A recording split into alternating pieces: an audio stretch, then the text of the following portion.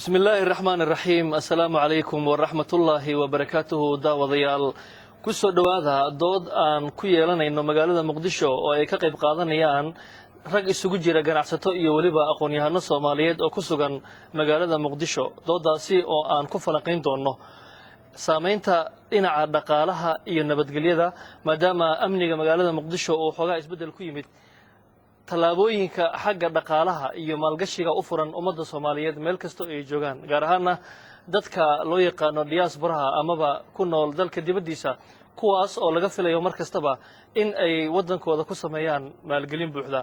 dooda waxa ka qayb qaadanaya haddaan ka bilaabo dhinaca midigta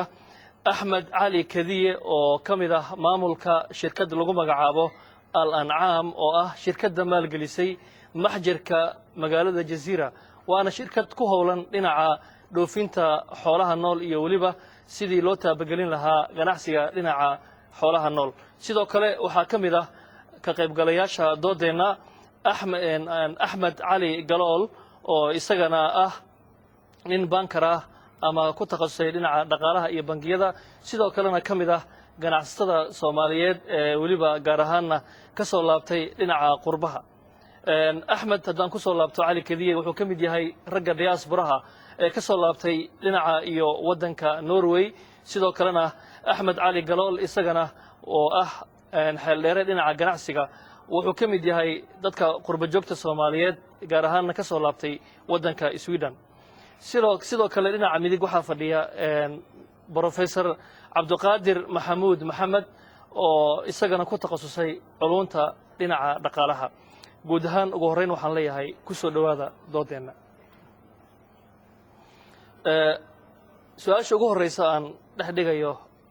aqoon-yahanada iyo waliba raggan ganacsatada ah waxa ay noqonaysaa maxaa isbedel ah oo ku iman kara magaalada Muqdisho marka laga hadlayo dhinaca ganacsiga iyadoo aan ognahay in ay jiraan ganacsi badan iyo hay'ado badan iyo shirkado badan oo ku soo kordhaya saaxada magaalada Muqdisho kuwaas oo isugu jira ganacsato iyo waliba dad kale oo NGO-yo caalami ah kuwaas oo doonaya inay wax ka qabtaan dhinaca ganacsiga iyo horumarinta dhinaca dhaqaalaha ee Soomaaliya marka maxay tahay aragtidiina ku wajahan isbedelka dhinacaas dhaqaalaha ee iminka ka soo bidhaamaya magaalada Muqdisho aan ugu horeyn waxaan siinayaa Axmed Cali Kadiye oo kamid ah maamulka shirkadda Al-An'am Ismaaciil run ahaantii magaalada Muqdisho isbedel xoog leh oo dhinaca dhaqaalaha ayaa ka jira isbedelkaasna waxaan u aaneyn karnaa ama aan isleenahay uu taabageliyay nabadgelyada magaalada ka dhacday oo runtii dhaqaalaha kor u qaaday sidaad sheegtay way jiraan hay'ado fara badan oo dalka yimid kuna howlan dib u dhiska dalka iyo inay caawiyaan ummadda Soomaaliyeed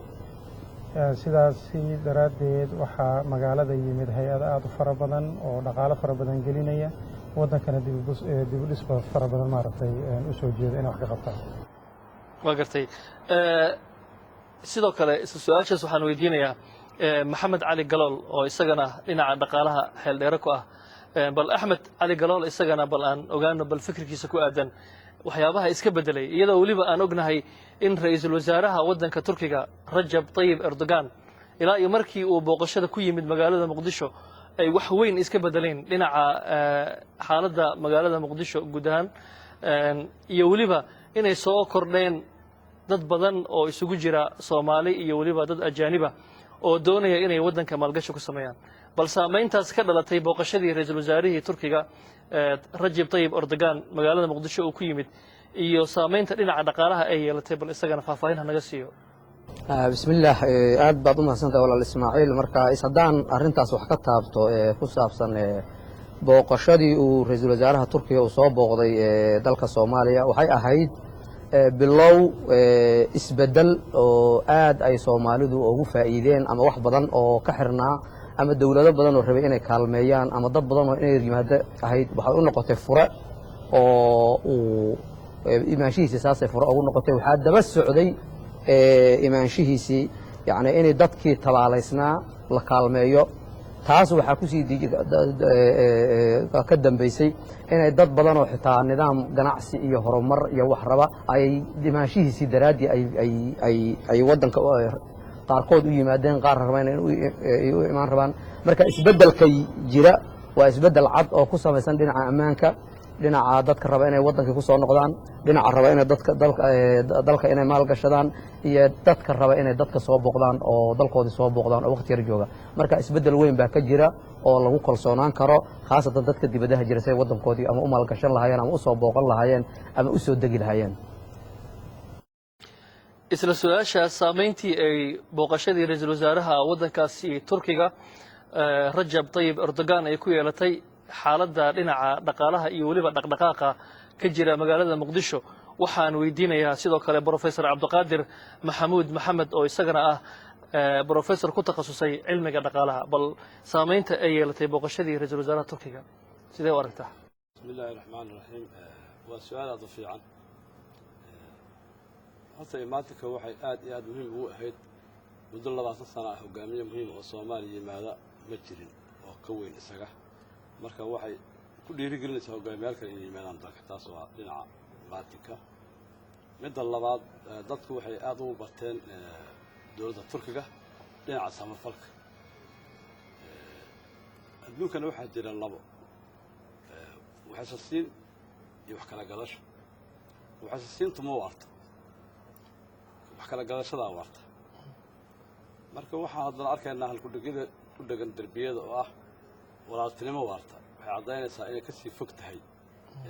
kaalmada la siinayo in la sii joogi doono inay rajeynayaan hadday helaan gacmo furan lagu soo dhaweeyo shacabka Soomaaliyeed ay ka helaan iyo dadka dalka xukumo oo dhinaca siyaasadda ma jiraan oo ay labada waayahay bal markana aan siiyo Axmed Cali Kadiye oo isaga farta taagaya bal waxa uu ku darayo hadalka professorka waa maadsantahay Ismaaciil waxaan ku dari lahaa horta waxa xusid mudan dhinaca ganacsiga markaan ka hadlo ganacsiga Soomaaliya iyo Turkiga hore ay soo jireen u ahaa imaatinka ra-iisul wasaare Erdogan dalka uu yimid waxaan isdhihi karaa waxaa sii laba kaclay ama xoogeystay ganacsiga xiriirkii ka dhexeeya Turkiga iyo Soomaaliya especially waxaan dhihi karaa markii uu yimid waddanka Soomaalida waxaa faa'iido badan u ahayd maadaama uu tiifiyada ka hadlay booqashadiisii dalka Turkiga la tusay Turki fara badan ayaa waxay baratay dalka Soomaaliya ganacsigii hore u jirayna uu sii xoogeysto ugu laba kacleeyay ganacsato fara badan oo Turkiyana waxay yimaadeen dalka iyagoo xiiseynay inay maal gashtaan intaas aan ku daray su-aashan waxaan siinayaa Axmed Cali Galool booqashada ee ra-iisul wasaaraha waddanka Turkiga Rajab Tayyip Erdogan ma la oran karaa waxaa ka dambeysay ujeedooyin dhinaca dhaqaalaha iyo dano dhaqaale oo Turkiga uu ka leeyahay gudaha waddanka Soomaaliya horta hore ujeedooyinka dawladda ee Turkiga ay ka leedahay Soomaaliya ajandooyinkooda horta ayaga yaqaana lana weydiinaya laakiin waxa cad hadda oo meesha yaala waa waxa hadda dadku fahmi karo bini aadamku fahmi kara dad walaalo ah oo muslim ah oo geeska Afrika degan oo 20 sano baaba'sanaa oo cid u gurmatay iyo cid u gargaartay waayay in ay ayagoo intaas oo kiiloomitir naga fog ay garteen oo dhahan dadkaas maanta wixii ka dambeeyaba ilaahay maanta ninka walaalka uu u baahan yahay marka dawladda Turkiga ujeedooyinka ay ka leedahay waddanka Soomaaliya way bannaan karaan laakiin waa ujeedooyin la dhihi karayo inta badan ama 99% waxay maslaxa u yihiin marka koobaad dalka Soomaaliya iyo dadka Soomaaliya marka labaadna labadoodaba u wada yihiin marka waxaan u arkaa imaanshaha dawladda miisaal baan ku siinayaa imaanshihii ra-iisul wasaaraha Turkiga uu yimid markay bilaabatay in dadkii la kaalmeeyo waxaa hadda yimid ganacsato rabta inay waddanka maal gashato saan ognahay hadda week ama 2 week ka hor waxaa la sameeyay ganacsato Turki ah iyo Soomaali ah waxay isla sameysteen shirkad weyn oo la yiraahdo Som Turkey Investment Group shirkadaas oo rabta in ay sameyso guryaha dhisto soo laaban doonaa abuuranka ama bilowga u bilaawmay macnaha iskaashigaas xagga dhaqaalaha ee Turkiga isla su'aasha macnaha danaha dhaqaale ma ka yeelan karaa Turkiga gudaha waddanka Soomaaliya waxaan weydiinayaa professorka هذا كان لامر waxa keenayo wax walba calaamadooda la fiiriyaa caalamkuna waa isku wada xiran yahay marxaladaha hadda la soo marayo international trade-ka ama ganacsiga caalamiga ah waxaa waaye kala bedelashada ay kala bedelanayaan raasmaal alaab iyo adeeg laba dal oo xuduudo kala duwan leh laba aragtiyaa jirtay marka hore adduunka wuxuu ganacsigiisu ahaa dad baa waxay qabeen oo rikaardan oo madax u yahay in haddii shaqaalo la helo la horumari karo marka waxaa laga raadin jiray adduunka si looga heli karo xoog ama human resource fikrad kaloo markaa hoos loo dhigay waa jirtay oo qabtay iyadana in haddii resource la helo ama khayraad la helo la horumari karo waxaa tusaale oo ah Shiinaha iyo Mareykanka arrintii dhex martay oo waxaa waaye oo qaatay dad badan oo aqoon-yahano oo Shiineys oo Mareykanka qaatay Shiinuhu arrintii waxba uma arkin waayo wuxuu cawska meesha laga guro iyo meesha loo qaado meesha laga guro ku badan yahay factors of production ka meel wax soo saarka dhaqaalaha marka laga hadlayo waa saddex waa raasmaal oo loo yaqaano capital land oo meesha laga soo saari lahay iyo labor oo cid ka soo saari lahayd waxaan fahmaynaa marka landka lama kala qaadan karo suurtagal ma laakiin laborka iyo capitalka waa la kala qaadan karaa waxaad ula jeedaa dhulka lama kala qaadan karo laakiin gacmaha shaqeynaya waa la kala qaadan karaa marka land dhulka uma eka badda ku jirta xoolaha ku jira sacab waxa soo saaray waa land marka lama qaadi karo iyaga laakiin maxaa la qaadan karaa dadkii wax soo saarayay iyo raasmaalku isugu jira aqoonta iyo qalabka waa la kala qaataa marka kulligoodba maanta waxaa noocad ayaga ishaystay hadda isaysiga iska dhamaaday resource uu ka yaraaday adduunka cunteerada dhacay aad ogeydeen kulligeen aan wada ogeyn dhulka dahan iyo dunida saddexaad in Afrika lagu tartamayo marka arrinta saas u socotaa marka asagana kama marna inuu yimaado oo competitionkaas oo dhinaca ka galo markaan taas ka hadlayno dhinacaas annaga maxaa dan noogu jira arrinta marka maanta ka waxaa dan noogu jira capital Soomaalidu u baahan tahay raasmaal aqoon iyo qalab okay waata soo laaban doona cidda ka faa'iideysa inta badan imaatinka ra'iisul wasaaraha Turkiga amaba xiriirka xagga dhaqaalaha waxaan ku soo noqonayaa Axmed Cali Galool wuxuu ka dhawaajiyay in dhawaan la sameeyay urur ay ku midaysan yihiin ganacsato Soomaaliyeed iyo kuwa Turki ah aan weydiino marka haddii uu xogaal u yahay sababaha keentay in la abuuro iskaashigaas ka dhaxeeya ganacsatada Soomaaliga ah iyo kuwa Turkiga ah iyo waliba waxyaabaha ugu badan ay doonayaan inay diiradda saaraan waxyaalaha ugu badan aan u malaynaa inay hadda oo muhiimka ah in la ishaaro waxa weeyaan wadanka ama gaar ahaan hadda magaalada Muqdisho hadda caasimadii ah dadka ugu badan hadda ay degan yihiin magaalo ahaan marka loo fiiriyo dalka way burbursan tahay magaaladu say u dhan tahay baahina waxay u qabtaa ay u baahan tahay ku qasban tahay magaaladaas haddii amnigeedu sii kordhay in magaalada la dhiso dhismahana hadda wuxuu u baahan yahay in la helo aqoon in la horta hore la helo capital in la helo aqoon in la helo qalab waliba hadda baryahan waxaan aad xoog u saarayno Soomaalidu hadda baryahan looga hadlayo qaliyada ku saabsan wax quality leh oo la helo marka dawladda Turkiga waa dawladaha ugu xagga dhismaha ugu xoog badan adduunka oo dawladaha waaweyn bay ku jiraan marka hadda nimankan Soomaalidu hadda Soomaaliya Turkiga ganacsatada isku biirsada waxay xooga saarayaan inay Soomaalida iyo Turkigu isla maalgashadaan dib u dhiska dalka wixii ku saabsan ganacsi waxa sameynaysa dawladda Turkiga sababtan warku hayna magaalada Muqdisho baa la dhisayaa waxyaalo badan waa waxyaalo dawladdu ay sameynayso wixii ganacsiga in ayagu ku midoobaan real estate-kii guryihii la dhiso moolashii la dhiso hoteeladii 5 starska la dhiso meelihii dadku ay ku shaqayn lahaayeen ama dalxiiska la dhiso ayadoo xooga la saarayo markaas in ay ka faa'iideystaan dadka hadda awoodda u leh inay wax maal gashadaan iyo dadka awoodda u leh inay ayagu wax dhistaan ilaa way kala duwan yihiin ninba hadda laga yaabo inuu dibadaha jiro oo diyaasbara yahay wuxuu rabaa wadanka inuu maal gashado si uu deegaan uma socdo wuxuu rabaa inuu dakhligiisa kor u qaado wadankiisa uu maal gashado kadibna uu halkaas dakhli ka soo saarto asagoo meeshiisa jooga ninna wuxuu rabaa wax hadda ka burursan oo uu rabo inuu deegaankiisa suubsado iyo localki dadka ah oo ayaga laftooda intaas lamid ah oo raba in ayaga laftoodu wax maal gashadaan iyagoo local ahaan wax u maal gashadaan waxna soo saartaan taas markaa waxay keentay baahi ah maxaan u qabna markaan dawladda Turkiga ganacsatada waxa laga faa'iideysanaya waxaan qalabkii dhismaha iyo aqoontii dhismaha baa ayagoo maalgashi ay ka tahay bay waddanka soo gelinayaan kadib haddii la dhaho guryaha la dhiso riyaal hal dhiso qayb bay ka yihiin wixiina ma aha wax hadda la milkinayo waa wax ganacsi ah oo laga wada shaqaysanayo taas waxay keenaysaa Soomaalidu inay ka hesho dhaqaale aqoon in laga helo qalabka laftooda oo wax lagu horumarinayo nooc u ahaadaba ha ahaado qalab ku saabsan beeraha qalab dhismaha ku saabsan ha ahaado qalab biyaha ku saabsan ma ahaado laftooda ay bartaan oo ay aqoon u yeeshaan markaa waatahay waxaan siinayaa su'aashan professorka wuxuu ka dhawaajiyay Axmed Cali Galool in ganacsato Soomaaliyeed iyo kuwa Turki ah ay samaysteen iskaashi ay doonayaan in waddanka ay ku maalgashadaan inta badan iskaashigaasi yaa ka faa'iidaya macaashka ugu badan yaa helaya ma ganacsatada Soomaaliga helaysa ma kuwa Turkiga helaya ma dadka helaya bulshada ku dhaqan Soomaaliya see loo kala badan yahay macaashkaas nooca oo xiriirka u dhacay ku xiran tahay laba nooc oo u dhaca in multinational company ay yimaadaan oo kambaniyad ka yimid dalkaas ay soo galaan dalkan ay ka shaqaystaan iyo mid loo yaqaano resource sharing ama in la wadaago khayraadka labadaas waa jirtaa ama Soomaalidan ku sii jircino midna waxa waa ganacsi midna maalgashi kala duwanta tan hore waa ganacsi kambaniga imaanaya competition ma geli karo waa kambani kala tartama cashuurta lagu kordhin karaa trade restriction ku imaan kara shaqada dib lagu kordhiyo waa ku dhibaato shacabka laftiisa soo dhawaan kuma heli karo oo ganacsada loo arkaa waxa ugu daran oo muhiimadda shacabka soo dhawaan kama helayo in ganacsanayo haddii la resource sharing kambanigu yahay cost waa iska yeelan karaa ma degaayo meel weyn wuxuu degaa goobiyo soo saarka waxaana u sii noqonayo gogol uu ku soo dego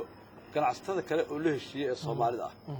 waa nin aniga aan keensaday ayuu qabaa mugta oo aniga i kaalmeenayo nin aniga iga faa'iideysanayo uma arko shacabkuna hadday arkaan ganacsatada Soomaaliyeed inuu kaalmeenayo ninkan isagana wuxuu arkaan qof Soomaali oo kale taa marka cadays badan ka yaraanaya haddii marka Turkiga u socdaan nooca loo yaqaan multinational company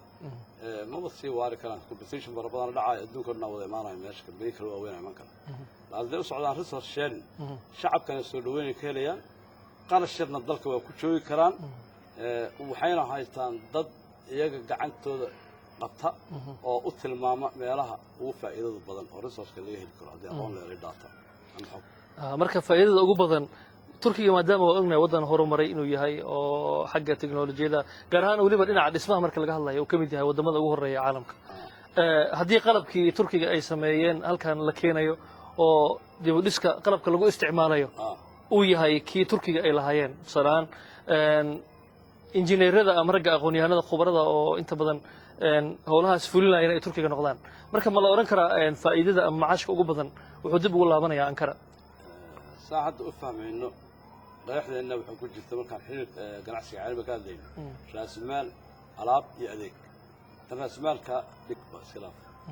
tan alaabta tan adeega hadda dhismo adeeg alaabta markay noqoto waxaa jira laba dhinac oo ka wada ganacsanaysa waddan walba wuxuu leeyahay khayraadkiisa meel ku fiican yahay leeyahay soo qaad sida Greek iyo Mareykanka ay kala ganacsadaan hal hektar oo Mareykanka uu leeyahay marka lagu abuuro olive geedka loo yaqaan waxa ka baxay zeytuunka laba tan ka baxaysa haddii lagu abuuro Greekana waxa ka baxaya 5 tan ka baxaysa halka liin haddii lagu abuuro kan Mareykanka ay ka baxayso 5 tan kana ay ka baxayso 3 marka labada dalba waxaad ugu jirtaa kan inuu liinta xaq ka soo qaato kan zeytuunka ka qaato maadaama qarashka uu ka yaraynayo labada dhinac wadana ugu jirtaan qabaan ganacsi markasta faa'iido ugu jirta labada dhinac way ka faa'iidayaan habal kala faa'iido badan okay wataan u soo laabto Axmed Cali Kadiye isagana bal waxa uu ku darayo ganacsigaasi abuurmaya u dhaxeeya Turkiga iyo Soomaalida run ahaantii sidaad ka dhawaysaan Turkiga waa dal dhaqaalihiisa kor u kacayo technology-gana aad ugu sarreeyo waxaan isleeyahay waddanka anfac badan ayuu ku soo kordhinaya ha soo kordhiyaan sida professorka uu sheegayna dhinaca kale waxaa loo baahan yahay resourciga waddanka Soomaaliya ka soo baxay inay qaataan inkastoo hadda ay qaar qaataan sida sisinta hargaha oo kaleeto laakiin waxaa loo baahan yahay inay inta tadawuriyaan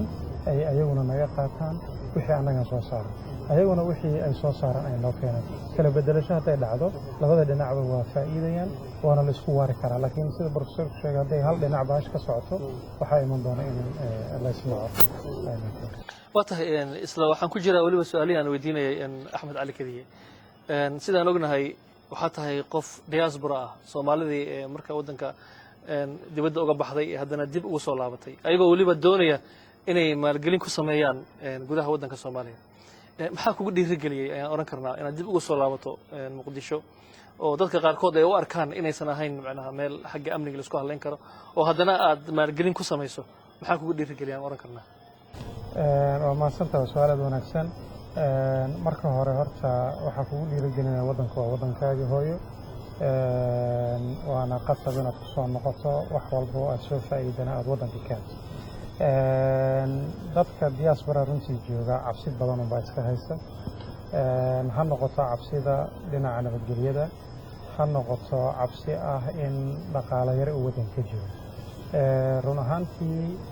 cabsidii horta nabadgelyada waa dhammaatay cabsida xagga dhaqaalahana hadda way caddahay aniga iyo galool oo kaleeto rag fara badan oo kalena waa joogaan dalka wixii ay geliyeen iyo wax ka badanna dalka way ka heleen marka waxaan dhihi lahaa cabsidaasi ha baxdo dalku wuxuu u baahan yahay dhaqaale wuxuu u baahan yahay maskax cusub wuxuu u baahan yahay xoog wuxuu u baahan yahay waayo aragnimo marka intaas ayaa waddanka runtii nagu dhiirigelisay inaan dib ugu soo noqono maalgelino dadka diasporada kale asxaabteena waxaa leena waddanka waa laga faa'iidaya idinkana kusoo dhiirada insha allah waa tahay isla su-aashaas waxaan weydiinayaa saaxiibkay axmed cali galool isagana waxaan leeyahay maadaama diaspora aad tahay waxyaabaha kugu dhiirigeliyey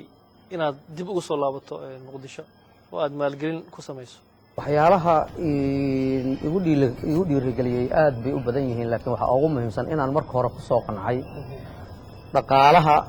ama wax soo saarka aan ka samaynayo waddankamada aan joogo inay iiga badnaan karto haddaan caqli iyo wax adeegsado waxa aan ka soo saarayo waddanka oo markaa aan waxa ka soo saarana ay dhowr arrimood ii tahay waxaa laga yaabaa dadkan hadda diaasbarada aan ku joogno dadku waxaa la haystaa amni baa la haystaa nololla waa la haystaa laakiin dhaqaale lama haysto haddii aan arrintaas wax yar ku dheeraado waxaa jiri jiray oo hadda aad ugu badan waddamada reer galbeedka ah dadka jooga in la guuro matalaba nin baa carruur leh waxaa weeyaan lacag buu uruurinayaa wax buu uruurinayaa wuu guurayaa waddan uu tegaya $10,000 $20,000 ku khasaarayaa 5 bilood 6 bilood ama sanad soo joogaya wuu soo noqonayaa haddana naqeela dhaan kala meel oga timaadaba wuu guurayaa meel kale guuraya marka fikirkaas anigu kuma qanacsanayn anigu fikirkan ku qanacsanahay waxa weeyaan intaadan guurin meel aadan aadin maalgashi suubi maalgashigaas ilan guuriga in la soo noqdo waxaa keenaya dadkii inay isla wada joogi karin carruurtii iyo aabbihii waa kala maqan yihiin duruufta dhaqaalana kala qaadaysa marka armigay waxaan idhaa ayba ka fiican tahay inuu ruuxu abuuro dhaqaalo lagu wada joogi karayo miisaalahan aan ku siinayaa ilmahaada maanta haddaad u abuurto xamar dhaqaale uu talaba guryaha hadda xamar aan joogna ama xaafaddan joogna waa la yaqaana 2,000 3,000 4,000 ilaa 5,000 dollar lagu karaya haddaad ilmahaada investment waddankaada ugu suubiso ood rabto inuu ku noqdo waxaa la rabaa adigu inaadan amrin inuu ilmihii waddanka ku noqdo waa inuu ilmihii markuu London jooga ama Sweden jooga ama Norway joogo waa inuu wuxuu ku xisaabtamaya hadduu shaqeeyo bishii ugu badnaa 2,000 dollar u helaya laakiin haddii hanti asagu uu leeyahay aabbihi u sameeyo 10,000 laga bilaabay oo 2,000 ka badan ka soo banayo adiga ma soo diraysid asaga imaanaya marka fikirka aan u qadimayo waxa weeyaan soo noqoshadu yaan laga dhigin af yaan laga dhigin caadifad ha laga dhigo ruuxa soo noqonaya wax uu ku jooga waddanka asagu hadduusan joogaynin ilmihii uu dhaho dadku inta badan waa masaalix yaani ninka Turkiga maanta Istanbul ka imaanayo xamar imaanayo masaalixda uu u imaanayo oo adigoo Soomaaliya aad u imaanin maxay tahay midaal ahaan kale oo kale yaa lagu siinaya haddana midaal kale ku siinaya waxa hadda la maal gashanaya ma badna talam haddaan ku dhihi hadda 100 milyan maal gasho waa arrin kale laakiin dadka diaasbarada hadda waxaa ku filan inay gurub isugu tagaan sektor maal gashadaan wax soo saarku uu noqdo wax soo saar midaysan faa'iidadan ay noqoto mid dadka oo dhan ka dhaxaysa ay noqoto in lagu dhiirado marka waxa ila guman dadka oo aan anu kula talinaya dadka diaasbarada inay geediga badan joojiyaan lacagta badan oo lagsmada ay joojiyaan lacagta ay kaydsadaan waddanka ay maal gashadaan wixii maalka ay waddanka ay maal gashadaan oo noqdo wax ayagu sharaftoodii iyo marfuuc ra'sinimadoodiina ay ku maal gashadaan waa tahay inta badan waxaan aragnaa qurbo joog imaanaysa magaalada Muqdisho dib ugu soo laabanaysa waxyaabaha ugu badan aan aragno waxay tahay dan saxaafadda nahay wax loo yaqaano maamul goboleed iyo madaxweyne arrimo noocaas oo kale marka ma kula talin lahaydeen in dhinacaas ay ka fursad wanaagsan tahay dhinaca ganacsiga in macnaha lagu maalgashado oo intii ay macnaha waxyaabo kale ku mashquuli lahaayeen in xagga ganacsiga ay maal gashtaan taasina ay kaga macaash badan tahay isdhihi karnaa waxaan siinayaa axmed dabcan haa siyaasadda iyo ganacsiga waxaa mar walba faa'iido badan ganacsiga sida axmed sheegayna waxa haddii dadku ay isku leexdaan oo dhaqaale buuran ay sameeyaan waddanka fursado fara badan ayaa jira marka waa kula talin lahayn inay waxyaalahaasi ku jiraan ka baxaan waddanka ay maalgeliyaan si ay dhaqaale badan u sameeyaan taladaas ku jirin waa tahay su-aashan waxaan siinayaa professorka intaan su-aasha wada gelin ninkaan hadisaan ka hadla maalgelinta dadka usoo noqosho waxaa ku dhiirigelin karaa waa aad u mahadsan yahay horta waa inta muhiimadda waa sheegay laakiin sida saxa waxaa waaye waxaa jira halku dhig dhahaya marry a land before you marry a lady dhul guursantaadan gabadh guursan oo macnaheedu yahay gabadhu nima dhala doontaa marka muxuu waa waxa shacab markaa meel ku abuurayso dhulkii hel marka hore horta bal meesha ay wax ka heli lahaayeen u sameey waxa aad iyo aad u badatay markaan rujintii u badatay ilmeygan qaada ilmeygan soo celina wax dhahayo horta saan ka arkay koo alxamdulillah ma celina lawaana aan fikradaas aan raacno waa fikrad wanaagsan maal geliyo horta oo ilmuhu dal xaalad u soo noqdaan ee aan la soo celinin waxay u soo noqdaan meesha ku arkaan waa gartay waa tahay midda kale su-aasha aan ku weydiin rabo waxay tahay waxaan ka warqabnaa ilaa iyo markii uu yimid ra-iisul wasaarihii turkiga magaalada muqdisho waxaa jira hay-ado tiro badan iyo weliba ganacsato tiro badan oo turki ah oo yimid magaalada muqdisho iyagoo ka jawaabaya booqashadii uu ku yimid muqdisho ra-iisul wasaaraha turkiga marka ma jiraan wax side effect ama saameyn dhinaca xuna oo imaatinkii ganacsatadaas ama hay-adahaas ay ku yeesheen dadka Soomaaliyeed ma dhici kartaa aniga hal arrin kala soo dhaxay intaan magaalada dhex maraya hadda waxa badan maqalnaa waxa waaye marka la doonto dadna waxay doonayeen dadka cadaanka ah hadda waxay bilaabeen saan arkayba turkiga inay iyaga gacantooda baabuurtooda ku wataan suuqyada ay ka soo adeegtaan fikirkii ninka cad in la raadiyo ahaa meesha ka baxay maanta taas sidii kalaana marka midab hadda ka bacdi qof loo raadsanayo ma jirto waxa waaye ummaddu waxay noqotay ummad danteeda ka fikiraysa hadduuna dantooda ka fikiraynin noloshooda wadina ma soo dhaweeyeen waa tahay dhinaca dhaqaalaha dhinaca dhaqaalaha aad u fiican dhinaca dhaqaalaha waxaa sidaba la sheegaa dhaqaalaha markuu growth sameynayo ama uu hore u marayo maxaa keena saas dhaqaale inuu hore maro maxaa keena afar heer uu maraa badanaa in dhaqaalaha kor u kaco inuu biig ama meesha u saraysa tago inuu soo dhaco iyo inuu gunta tago marka uu kacayo wuxuu ku soo kacaa niyad wanaagga ummadda dhaqaale wax kale kuma soo kaco haddii niyad wanaag ummadda uu dhaco kaydkii ay meel dhigaayeen ay la soo baxayaan inay wax gataan ay bilaabayaan ganacsatadii marka wixii laga gatana iyagana inay bannaanka u doontaan ay bilaabayaan haddii gudaha laga soo saaran ay dalab siiyaan warshadihii ay siiyaan warshadihiina markii dalabka ku bato waxay u baahanayaan resource fara badan oo isugu jira dad iyo qalab ceeriinba dhaqaaluhu saasuu kacaa marka uu soo dhacaayo marka laba arrin ku dhacaa mid waa mid rabbaani ah oo wax walba waxay ku xirayaan waqti resourcekaa kala go-aya intii shaqaaleyn marka la shaqaaleeyo oo la waayo dad kaloo shaqo la geeyo resourceka oo la isticmaali jiray la isticmaalo kuwii kalena beeraha xilligoodii aan la joogin marka dhaqaale xoog aan soo dhacay taas waa mid rabbaani ilaa gacanta uu ku hayo Soomaa uu ku xukumo dhaqaalaha wata professor ka dhahay u socdo muhiim ah talabaad waa dadka afka bini'aadam dhaqaalaha waa dunya haddii idaacadaha laga sheego dagaal ka soo cusboonaan doona muqdisho waa madfac muqdisho lagu dhigo saa sheegan lacagta la noqonaya goobta ku celinaya gadaal isku buurana waa intaas wata adiga waxaad ku sugan tahay magaalada muqdisho ma jirtaa marka wax dhibaato dhinaca dhaqaalaha ah oo danyarta ka soo gaaray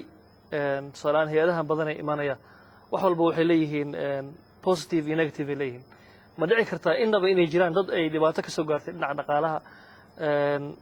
hay-adahan caalamiga ah iyo ganacsatada ay ku keeneen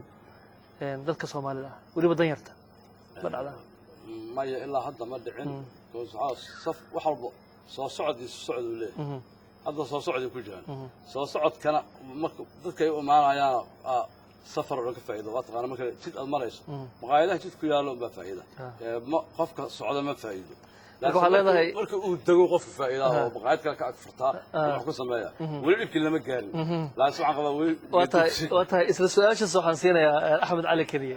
ma jiraan wax micnaha culays oo ka soo gaaray danyarta dhinaca dhaqaalaha marka laga hadlayo hay-adaha badan oo imaanaya waxaan ka warqabnaa in laga yaabo inay xagga gaadiidkii oo kale ama deegaanadii oo kale guryihii hodheeladii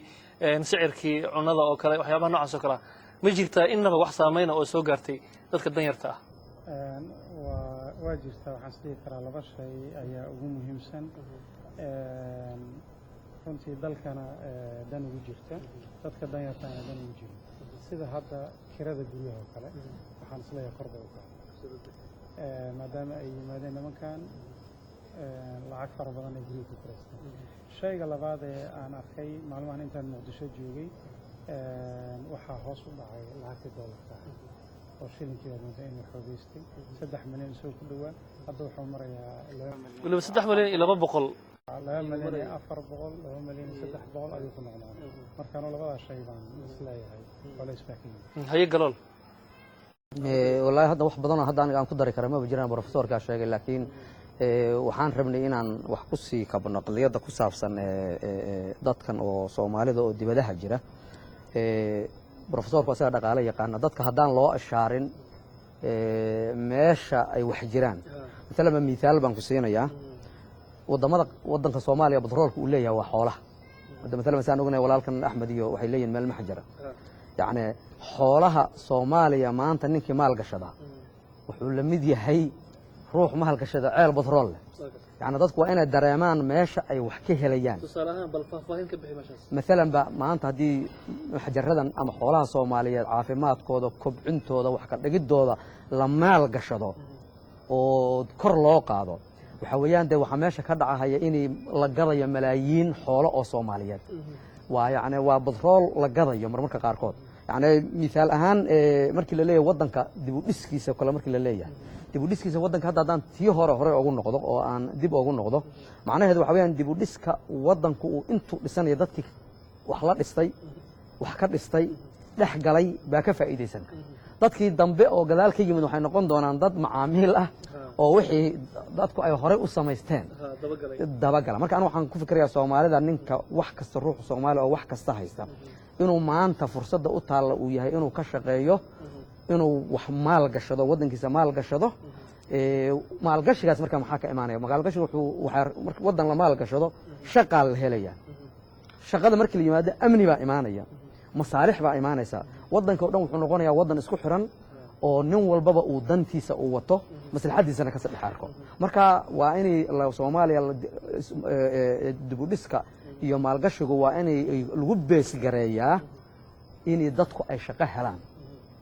oo halkaas ay shaqo ka timaado marka shaqo hadaan la helin wadanku wax macna ama sameeynayo marka waa in wadanku xoog la saartaa ilaha dhaqaalaha wadanka la ogaadaa wadanka la maalgashada watahay hay professorka galool sano raacay Axmed laba arrin ayaa u asal dhig waxa dhaca waan ka hadlaynaa taasaa keeni karta inay ilaaliso haddii khasaare ka imaanayso keeni kartana haddii faa'iido lagu gaari karo waa in la helo central bank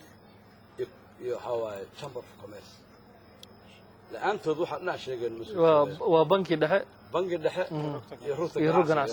rugta ganacsiga waxay keenaysaa macluumaadkii dalka meelihii la maal gashan karay way keenaysaa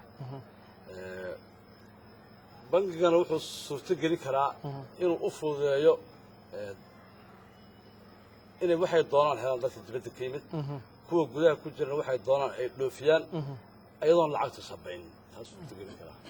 marka labadaasaa muhiim in la helo chamber of commerce iyo central bank lamaan way okay waxaan usoo laabanaynaa iskaashigan cusub ee dhex maraya Turkiga iyo Soomaalida waliba ganacsatada Turkiga iyo kuwa Soomaalida ah marka laga reebo faa'iidada ay ka helayaan ganacsatada dadka danyarta ah ama dadka Soomaaliyeed ee baraha ku dhaqan gudaha Soomaaliya faa'iidooyinka ay ka heli karaan waxa kamid ah faa'iidooyinka ay dadka danyarta ka helayaan wataan hadda uu soo qaadayno ah markasta oo mashruuc weyn uu yimaado su'aasha meesha ku jirta waxa weeyaan Turkiga mashaariicdooda ay Soomaaliya keenayaan waa yaani ayaga maxaan Turkiga loo doortay waa su'aashu dadka kale ee ku soo garbinaya mashaariicda waaweyn bay la tartami karaan ayagu horta hore يعني أدو أنا هشا قلا والبابا قلا كاحك ستوا أنا هشا هدانا أنا هيلين عد كلا عد جيس يعني مشروع وين أو كلا يمد أو لقى يا إنه يجا قالسين هاي أنا نكون نية سمين إنه يجي عليان مشروع عمرك تركيا وحلقوا دورته وحيوان ومشاريع حرت يرير معه ومشاريع وين تلبوا حلقها الله يا مشاريع هذا الله بالله بدونه حكمه مشاريع يعني هوتيلو مولال أي بقولان نروحوا ما أنت هذا شقة كهليان بقولان نروحوا هذا أنا إنفستمنت وحير أنتم مال قشة أنا أقول سبحان إني كهليان مركا مشاريع تركي وحوي ومشاريع دوكسية كواليتية أغانة سوماليدو أي أنا أباهنيد هذا يمر هربا marka waxyaabaha aan dhihi karno way isweydaarsan karaan xagga ganacsiga waxaa jira waxyaabo laga keenayo dhinacaas iyo Turkiga laga keenayo tusaale ahaan iyo waxyaabo Turkiga ay u baahan yihiin oo xagga la geenayo maxaa ka mid noqon kara marka waxyaabaha la isdhaafsan karo أنا وحنا waxyaalaha Turkiga ka imaan doona mustaqbalka uu soo yaraan doona haddii Turkiga ay wadanka bartaan matala Turkiga ayaan u tawada joognay Axmed waan joognay yaana waxa kastamno ah wiir 1 bilyan oo qof 1 bilyan oo qof baa diyaaradda Turkiga ها كل مليون وقف باتوركش ايرلاين 2 ساعة إلا 4 ساعة كوكانتا يعني وزيرك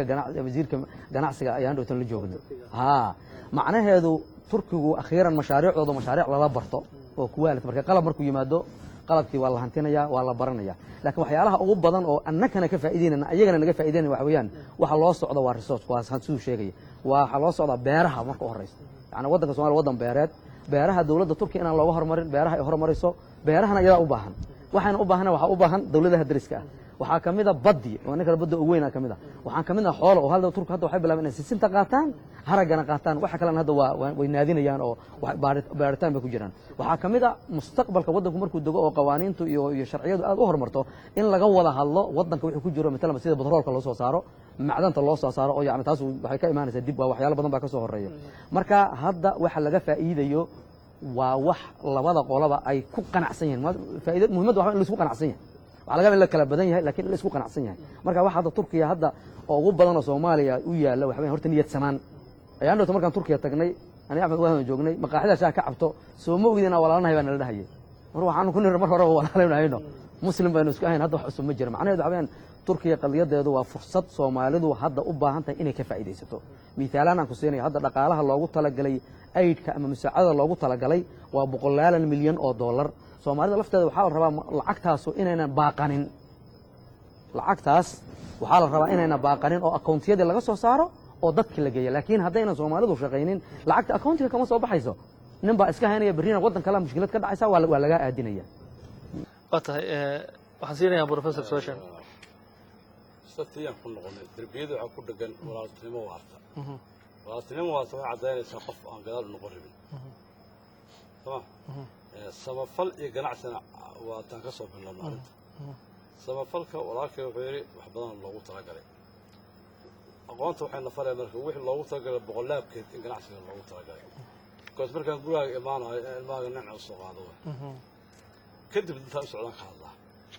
حاورنا كوا وحوا نعم علمي لوك يعني ورنا وحكوين كنت جرنا كوين عندنا لعقت ما قشة وحترك هارد دونا وضل كهارد دونا وبيانا يعني واي لا بأصل وياه وماذا عنده أدون كنا بقصة شيء أفريقيا الصومال الحكومة توضمد بقصة شيء وامد مد الله بعض الوحي هيستان كلسوني شعب هيستان وعوض وضلنا ضل قبسن كرتبة مركو ما القشة هذا وسوشيال بروبلم وعو عبسة نفتش وعبسة تمام ذلك اللي يمن والله كان عصان وعو عبسة شيء كيسو عبسة ما العكس وعبسة أنا هذا العين عبسة الله مقابله تمام ما دور الخالان سلام أيها أنا وحي هلين كرسوني أحد إلا حد أنت لوجه يعني الشعب كإني أدي شعليين دولة تركيا يعكسوا شيء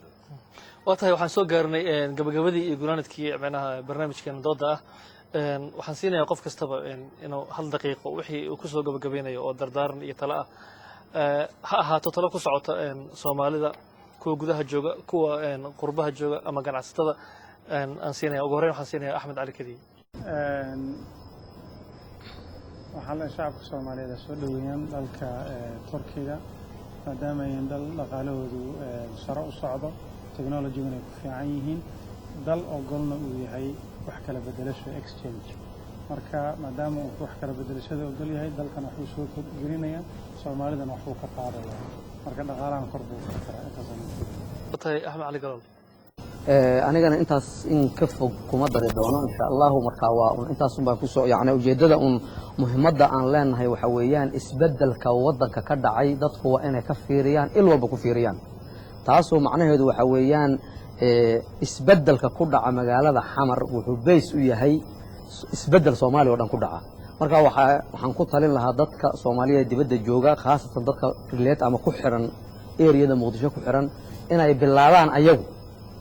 inay yimaadaan maal gashadaan soo booqdaan wada tashi bixiyaan waxaan kale oo kula talin lahaa in ay intay ka baxaan malawaal iyo sheeko inay dhahaan war anigu nin walba soo noqoshadiisa ama maalgashigiisu uu wada tashi suubiyo kadibna asagoonan meel la ku degdegin meel la si hare u aadin war sax ah oo soo baxay oo istaadi ah markuu helo in la dhaho meel kaashad walaalow maal gashan kartaa maal gasho taas baa maslaxadaada dalkaaba waa tahay haya professorka kelmadaada ugu dambeysay ee barnaamijka muhiimka horta gabadha iga qaatay Turkiga inaa maqnaataan ma waa madaasaan leedahay intaas bara dowladda Turkiga waxaan u sheegayaa kullayba daraasada sameynayaan oo waxa waaye dadka isbarayeen midan barteen muslimo baran waxaan u sheegaa inay taam tahay because ilmaha yar guri ii joogo 3 jirka ah wuxuu ii sheegaa Turkiga ii sheegaya meesha ugu hooseyso lagu bartana waa kalsoonidaas oo qaadaan leedahay waa tahay daawadayaal guud ahaana doodeennii aan ku falanqaynaynay ifafaalaha dhinaca nabadgelyada ee ka soo muuqda Soomaaliya guud ahaan gaar ahaan magaalada Muqdisho iyo horumarka xagga ganacsiga ee uu gogol xaari karo amnigaasi magaalada Muqdisho iyo guud ahaan Soomaaliya inta ayaan ku soo gabagabaynaynaa dooda waxaa idin xiriirinaya aniga oo Ismaaciil Sheekh Khalifa waxaana ka qayb qaadanaya Professor Cabdiqaadir Maxamed oo dhaqaaliyahan ah sidoo kale Axmed Cali Kadiye oo kamid ah maamulka shirkad ganacsi oo lagu magacaabo Al-Ancaam oo ka shaqeysa dhinaca xoolaha nool dhoofintooda iyo waliba Axmed Cali Galol oo isagana ah nin bankara dhinaca kalena xagga dhaqaalaha xeel dheere ku ah guud ahaan inagoo isku duubno waxaan idin leenahay sida iyo nabadgelyo iyo wassalaamu calaykum wa rahmatullaahi wa barakaatuh